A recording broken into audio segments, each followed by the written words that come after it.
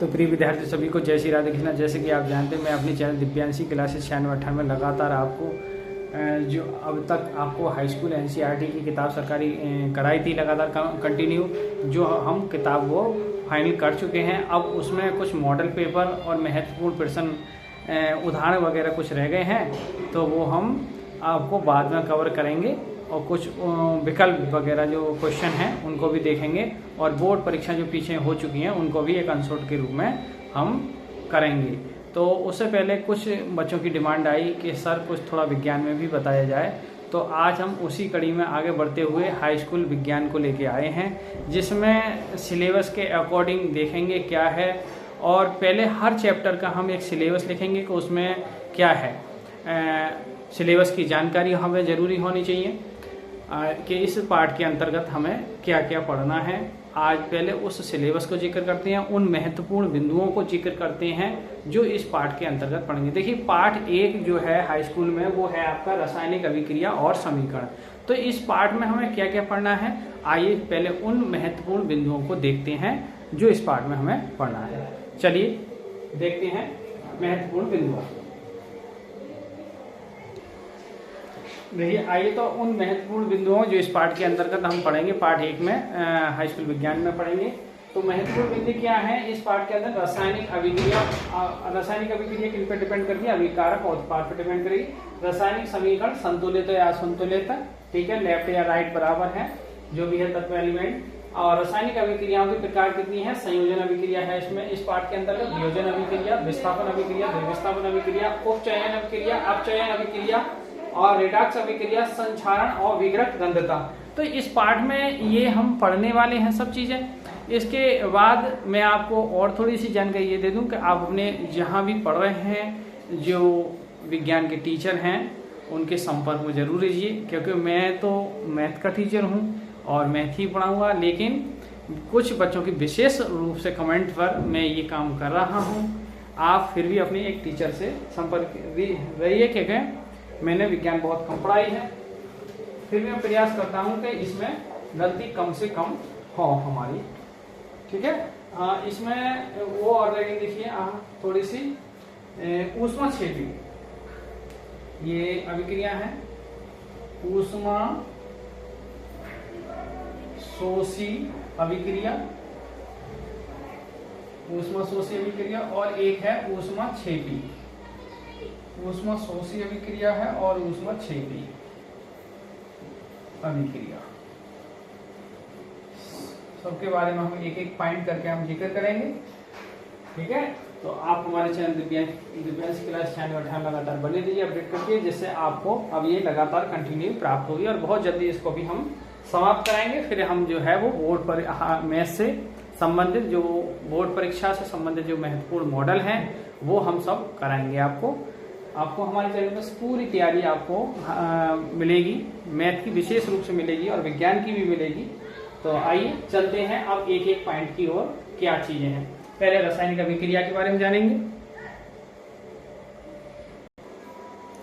आइए रासायनिक अभिक्रिया के बारे में जानेंगे। देखिए, वह अभिक्रिया जिसमें 2 या 2 से अधिक पदार्थ, वह अभिक्रिया जिसमें 2 या 2 से अधिक,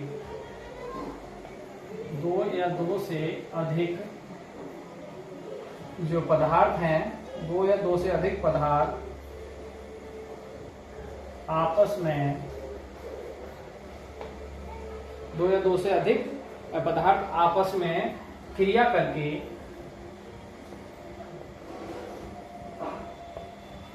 करके आपका नया गुण धर्म वाला, नए गुण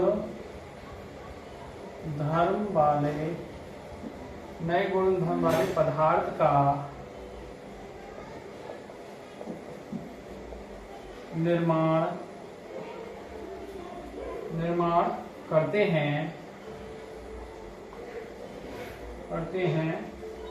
रासायनिक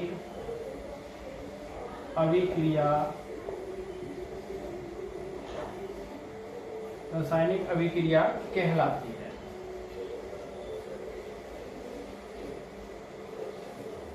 अब इस क्रिया में, इस प्रक्रिया में जो पदार्थ आपस में क्रिया करते हैं, जो पदार्थ आपस में क्रिया करते हैं, जो पदार्थ आपस में क्रिया करते हैं उन्हें अभिकारक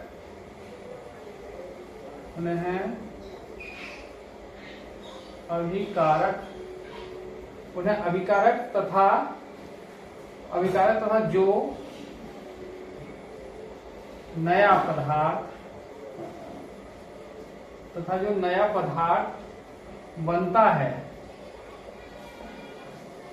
उसे क्या कहेंगे हम? उसे उत्पाद कहते हैं।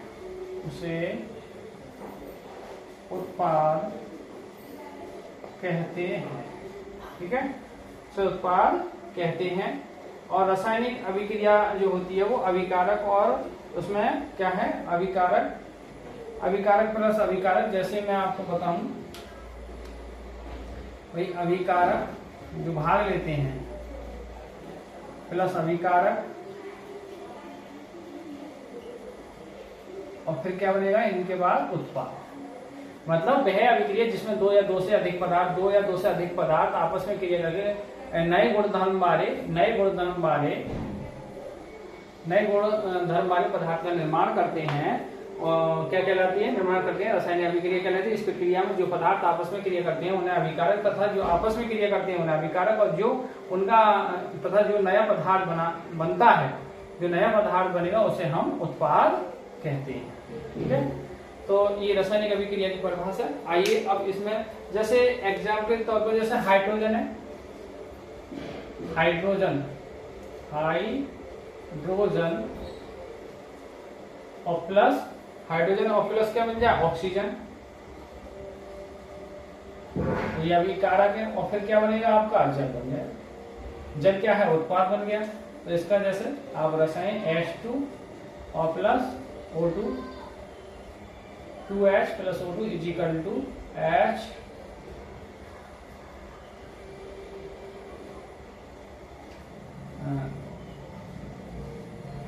H2। ठीक है, ये आपका क्या बन गया? जल। और ये है नवजात ऑक्सीजन। ये आपकी नवजात ऑक्सीजन है, और ये आपका हाइड्रोजन है, ऊपर लिख दिया। तो इस प्रकार ये रासायनिक अभिक्रिया होगी। आइए इसमें कुछ जो अब मैंने आपको पूरी बता दी है बात, जो महत्वपूर्ण कड़ी हैं, इसमें महत्वपूर्ण बिंदु हैं, हम उन पर ही जिक्र करेंगे, नहीं तो फिर बहुत बड़ी वीडियो हो जाएगी, फिर आपको समझने में थोड़ा परेशानी आएगी। चलिए अब इम्पोर्टेंट पॉइंटों की हम ओर चलते हैं। देखिए, संयोजन को योगात्मक अभिक्रिया कहते हैं। ये बहुत ज्यादा आती है बोर्ड परीक्षा में। आइए इसमें क्या है, इसकी परिभाषा क्या है, मैं वो आपको बता दूं। ऐसी रासायनिक अभिक्रिया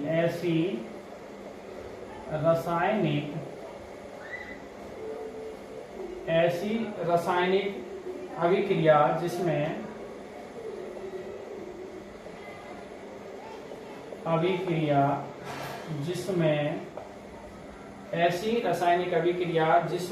दो या दो से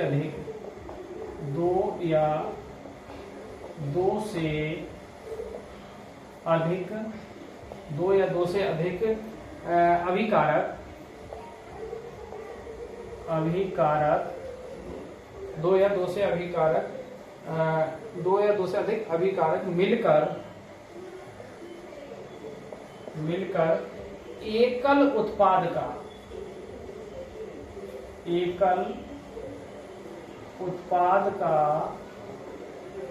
उत्पाद का निर्माण करते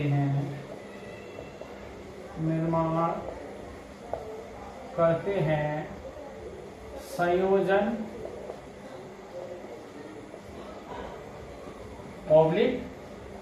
योगात्मक, ब्रैकेट में योगात्मक अभिक्रिया कहलाती है। अब जैसे कोई इसका एग्जाम्पल ले लीजिए, जैसे C plus O2 is equal to क्या बन गया? CO2। तो दो अलग अलग थे अभिकारक। और भी देख लिया, जैसे CaO कैल्शियम ऑक्साइड की क्रिया करा दो आप जल्द से H2O, तो क्या बनेगा CaOH का होल ट्वाइस भुजा चूना बन जाएगा। और भी देख लीजिए, जैसे अभी लिखा H2 प्लस नवजात ऑक्सीजन इजिकल टू क्या बन जाएगा H2। तो ये सभी काय के हैं योगात्मक अभिक्रिया के उदाहरण हैं। आइए ठीक है, और देख लेते हैं एक क्रिया। कल ये पार्ट आपको फिनिश हो जाएगा, कल की वीडियो में हम इस पार्ट को समाप्त करेंगे।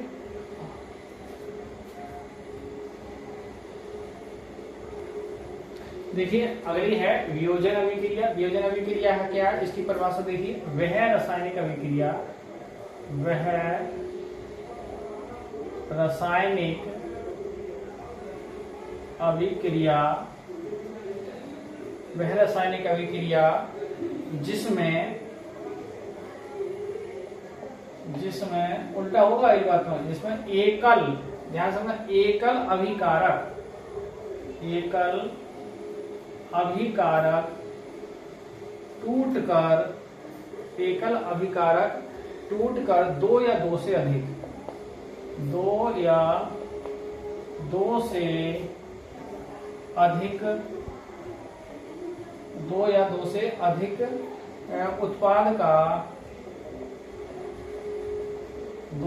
अधिक उत्पाद का निर्माण करता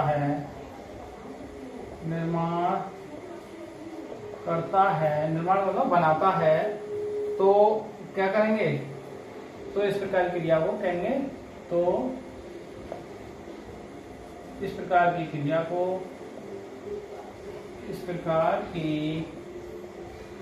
क्रिया को वियोजन अभिक्रिया कहते हैं। वियोजन अभिक्रिया कहते हैं, ठीक है।